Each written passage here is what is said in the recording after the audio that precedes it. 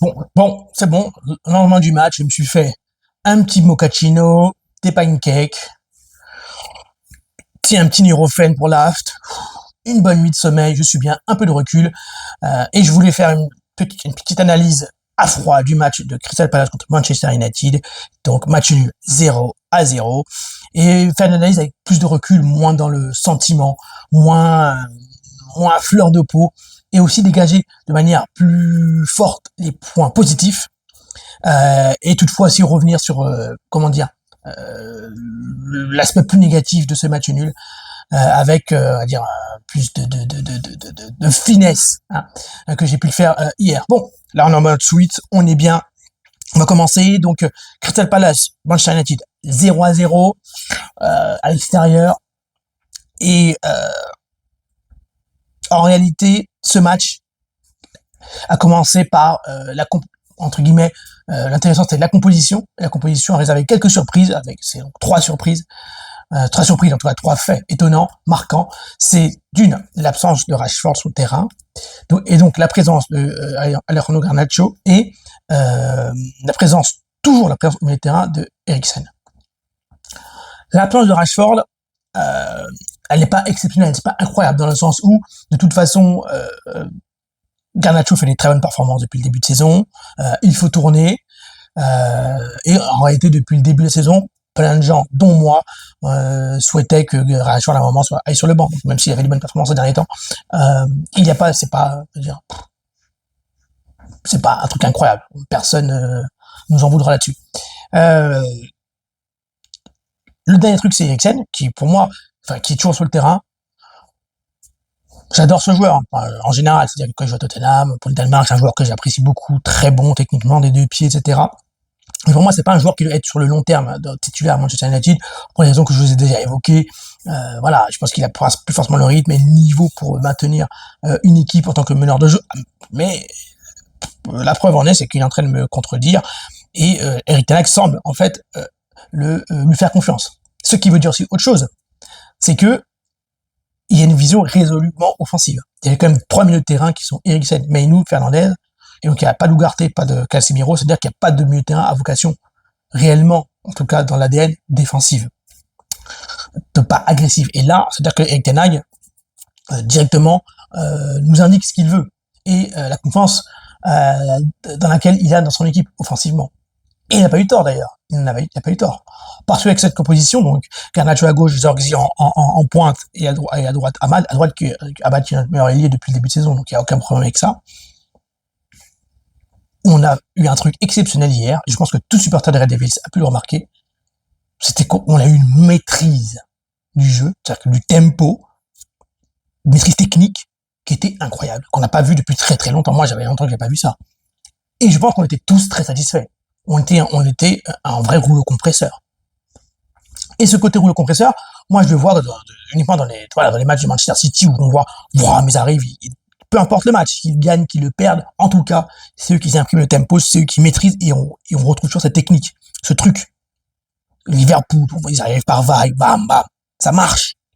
Et nous, à l'extérieur, contre Crystal Palace, on le fait. Moi, je sais que autrefois, on aurait pu être un peu plus, comment dire, prudent, et on aurait mis du McTominay, Casemiro pour quand même contre-attaquer, tacler, parce que Eze va vite, Mateta et feu Olysée. Là, non. Résolument offensive, l'équipe. Et grand bien nous fasse, on a maîtrisé le jeu, on a été très bon techniquement, on a imposé notre rythme, et ça, j'ai apprécié. Et ça, c'est, quoi qu'on en dise, c'est un vrai progrès. Et on l'avait vu déjà contre Liverpool au début du match, même si on se fait éclater. On l'a vu contre Southampton. Contre Brighton, on a moins vu quand même. Mais on sentait comme il y avait quand même des combinaisons dans certains moments du match, aussi dans certains aspects, enfin, dans certains lieux du terrain. Là, vraiment, il se passe quelque chose. Là, Manchester United, on parle pas d'identité, tout ça, c'est pas le problème. On parle de maîtrise technique et de donner le tempo. On leur roulait dessus. On leur roulait dessus. C'était très agréable de voir Manchester comme ça. Très agréable. Et au-delà de maîtriser le tempo et de rouler dessus, on leur roulait tellement dessus qu'on avait aussi beaucoup d'occasions. Et ça, c'est aussi agréable. Parce que, au-delà de dominer, c'était pas stérile. C'était pas des petites passes.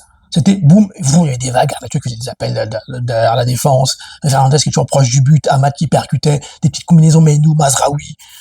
Vraiment, il y avait pas que la domination, quoi. Il y avait quelque chose, une vraie volonté d'avoir des actions. Et du coup, De Ligt a fait des actions sur corner, il y a eu des combinaisons. Garnacho, bien entendu, sur la barre transversale, ensuite celle de Bruno. Toujours Garnacho aussi, mais comme d'habitude, quand on joue contre un ancien de Manchester United, Welbeck, Red Brighton est là, c'est Dean Anderson, le gars devient Thomas Price. Le mec devient Gigi Buffon Prime. Je suis sûr que la veille, le gars, il s'est mis dans son fauteuil, tranquille, petite eau gazeuse, il s'est mis un petit casse-bouse avec du son. J'ai dit, ouais, demain, c'est mon match. Juste contre nous. Il va jouer contre Haaland, il va s'en prendre 8. Enfin, tiens, il va jouer contre Arsenal, il va s'en prendre, c'est bon, laisse tomber. Contre nous, le gars est trop fort. Après, il y a Zirkzee, par exemple, qui lui aussi participe. Je pense que c'est un joueur qui participe vraiment à cette maîtrise technique et au fait qu'il y ait des combinaisons et qu'on maîtrise. C'est un joueur qui vraiment... moi, j'aime beaucoup les attaquants qui sont comme les Firmino, les Benzema,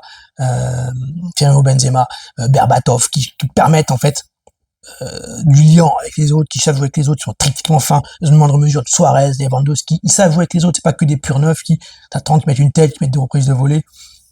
Voilà. Je sois Zirkzee dans ce style-là. Ceci dit, il se procure très peu d'occasions en fait. Ou le mec il rate trop quoi. Il met une tête à un moment, ça va à côté, même s'il avait fait un petit ascenseur. Il se procure pas assez d'occasions. Ou quand il y a une occasion, tu sens pas le côté, il va vers le but, il va dessus, même sur la tête. En fait, je sais même pas si c'est le fait qu'il se procure pas assez d'occasions ou c'est le fait qu'en fait il transforme pas les occasions qu'il a et on sent en fait limite c'est pas son job. Alors que c'est son job, c'est l'attaquant de pointe. Et ça, c'est embêtant. C'est embêtant pour Zirkzee. Ceci dit, il est très utile dans le Lyon, etc. Ça c'est bien. Voilà. Eriksen, toujours sur le terrain. Il a fait un très beau match encore. Il a distillé de très bons ballons. Il a réussi à bien garder les ballons. Ça fait plaisir parce que j'aime bien les joueurs qui savent garder le ballon. Vous le savez. Et lui, il arrive à garder le ballon. Mais nous, Fernandez, il y avait des très bonnes combinaisons sur le côté droit avec Mazraoui qui est vraiment une très bonne recrue. Moi, vous savez, j'aime beaucoup Dalot à droite, mais force est de constater que à droite, Mazraoui, je pense qu'il est l'un des nos meilleurs joueurs depuis le début de saison. Un bon joueur techniquement, qui sait se projeter, qui sait aussi défendre, et même qui mentalement, on sent quand même, qui est impliqué dans les matchs et qui veut faire plus. Donc, franchement, Mazraoui, top. C'était un remplaçant Bayern de Munich, hein, faut pas l'oublier. Ceci dit, je vais pas lui jeter la pierre parce qu'il était remplaçant, ça arrive à tout le monde d'avoir des trous d'air. Donc, ça se trouve, chez nous, il va se relancer. Et, en tout cas, s'il maintient ce niveau de performance, que ce soit contre Crystal Palace, mais aussi contre des meilleures équipes, parce que contre Liverpool, même si on a perdu, il n'a pas été mauvais en soi. Donc, voilà. Donc, il est quand même toujours bon chez nous. Donc, Mazraoui, top performance de Mazraoui, bien joué. Et voilà, il y a des belles choses sur Manchester United. Il y a des belles choses, il y a des belles promesses. Il y a un jeu, il y a une vraie volonté de vers l'avant, il y a techniquement, il y a une vraie construction. De Ligt, ça fait un beau match, même si bizarrement dans les relances. Alors que je pense qu'il c'est quand même un bon relanceur. Je crois à l'Ajax, moi, il me semblait que c'était un bon relanceur. Il était en difficulté dans les relances. Lisandro Martinez, bon, formidable joueur, technique pour son pied gauche. Des fois, en plus, c'est lui qui maîtrise le tempo. En fait, il est comme les libéraux à l'ancienne, Beckenbauer, Baresi, Laurent Blanc. Il a ce côté maîtrise, contre le ballon, il maîtrise, il organise le jeu de la défense. C'est comme un second meneur de jeu. D'ailleurs, a-t-on un meneur de jeu? Si, il y a Eriksen maintenant, il y a Eriksen. Dalot a fait son match, je crois que c'est lui qui met à un moment la passe pour Garnacho, quand Garnacho a un contrat que Ederson l'arrête. Dalot fait toujours ses matchs, c'est un fidèle soldat, et franchement, voilà, il fait bien le match. Après, c'est tactique qui revient. En plus, comme techniquement, il est pas trop mal, donc il peut revenir au milieu de terrain quand Eriksen se lance, comme ça, Garnacho a une ligne de milieu de terrain, il n'y a pas de trou. Meinou, bon match, toujours dans le Lyon. Meinou, de toute façon, il fait des belles récupérations, en fait, c'est le joueur de l'ombre, mais qui est techniquement très propre et qui est toujours dans les petits espaces, boum, qui se déplace, même des fois qui se projette vers l'avant. Super joueur, vraiment super joueur, super équipe, c'est un super joueur, faut pas qu'on nous le pique. Hein. Bruno Fernandes, je trouve un peu en dedans. En fait, ce qui nous a manqué, c'est le côté décisif. Et Garnacho, il a ce côté-là, enfin, il a fait des appels, il a loupé, mais en tout cas, on sent qu'il peut marquer. Bruno, le grand joueur, c'est notre meilleur joueur, théorique. C'est lui qui doit nous sauver dans ces matchs-là où on domine et on marque pas, où on subit et qui marque. Avant, il le faisait. D'un coup, il sortait une frappe, il sortait le truc. Et là, il y a plus ça, quoi. Et il a pas, et dans les transmissions, des fois, il a loupé des choses, hein. Il a loupé des choses, et on sentait, je sais pas. Il y a un truc qui se passe, il a pas fait un mauvais match, mais dans le milieu de terrain, c'est lui qui était le moins bon. Même s'il est toujours très présent par son activité, par ses tentatives spontanées.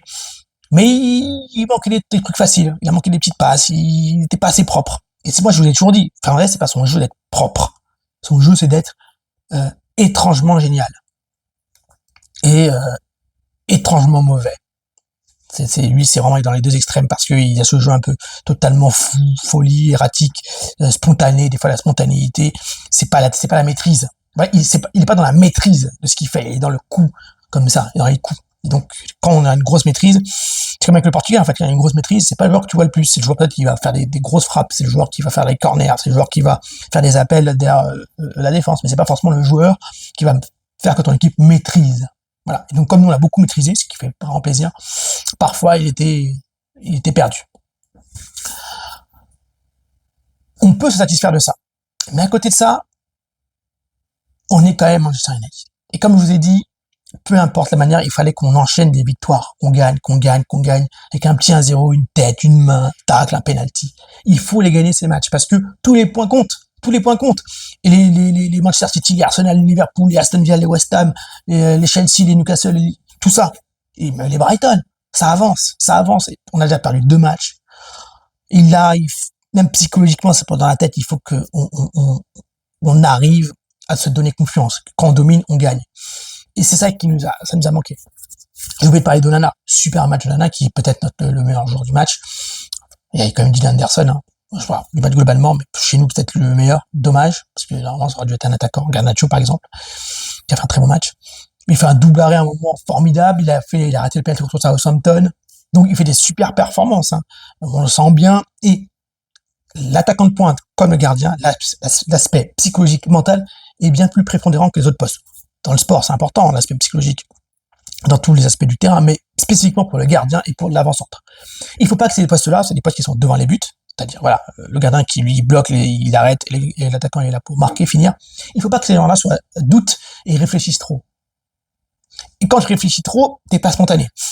Et quand t'es devant le but, c'est ça double tranchant tout de suite. Et oh là là, on se sent un peu libéré.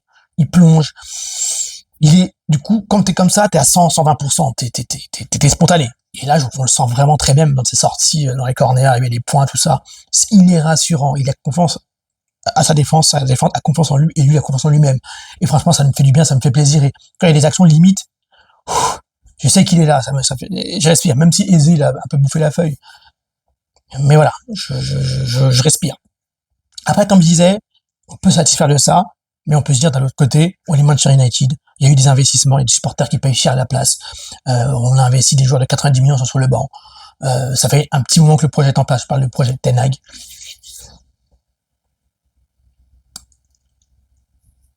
Et on est une grande équipe, de par l'histoire, de par tout ça, et donc si on a des ambitions, on doit gagner ces matchs.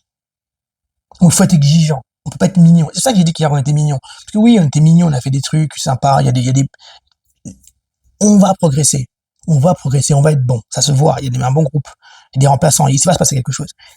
Mais est-ce que ça va pas être trop tard? Est-ce que c'est pas trop? La progression n'est pas trop lente dans le sens où il faut quand même, le but c'est quand même avoir les 3 points et marquer, et que même si on progresse, le fait qu'on n'arrive pas à avoir les 3 points, on se mettra en difficulté dans le sens où à l'extérieur du groupe, il y aura des difficultés autour d'Eric Ten Hag, il y aura des difficultés dans le championnat parce que les autres équipes avancent, elles sont plus près que nous. C'est ça le problème. Et on est Manchester United, on se doit, les grandes équipes c'est comme ça, on lutte mais on doit gagner. Et là on se met en difficulté. Donc c'est pour ça que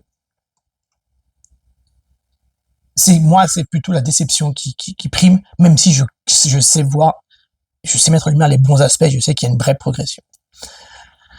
Rashford est rentré, bon, il n'a pas eu le temps, ça correspondait à une période où on n'était pas vraiment, voilà. Ahmad a fait un bon match, même si parfois il manque de spontanéité, il faut qu'il trouve son rythme de croisière, il faut qu'il mette un crochet frappe lucarne plusieurs fois pour qu'on dise, voilà, Ahmad il sait le faire, mais c'est un bon joueur. Højlund est revenu, donc il est rentré, il a fait des appels dans le dos, mais il n'a pas eu vraiment de quoi se mettre des bonnes actions. Ahmad est sorti, Garnacho est resté sur le terrain, c'est vraiment Je pense qu'Eric Ten Hag l'a vu. Garnacho était l'un des seuls à pouvoir marquer des buts comme ça, sans le but. Il a raison, Amad, très bon joueur de Lyon, dans les dribbles, dans les centres. Pas encore l'aspect tueur, même s'il a marqué des buts. Hein. Donc voilà, c'est dommage, parce qu'il fallait enchaîner, on laisse les autres partir. Là, on va jouer contre Twente Europa League, je ne me souviens plus si c'est à l'extérieur ou à domicile. On s'est pas mis en difficulté, on n'a pas perdu. Mais engranger des points, des buts, ça fait du bien à la confiance. Et de dire que le projet avance. Là, on a l'impression que le projet stagne, même si on voit vraiment sur le terrain, quand on a vu le match, on voit qu'il y a vraiment un mieux. Il y a un mieux. Twente, je pense que si c'est à l'extérieur, je pense que Zirkzee jouera pas, il va faire du Rashford, Garnacho, Anthony. Peut-être avec plutôt Ugarte, Casemiro et Fernandez, un truc comme ça, un peu plus défensif pour contre-attaquer.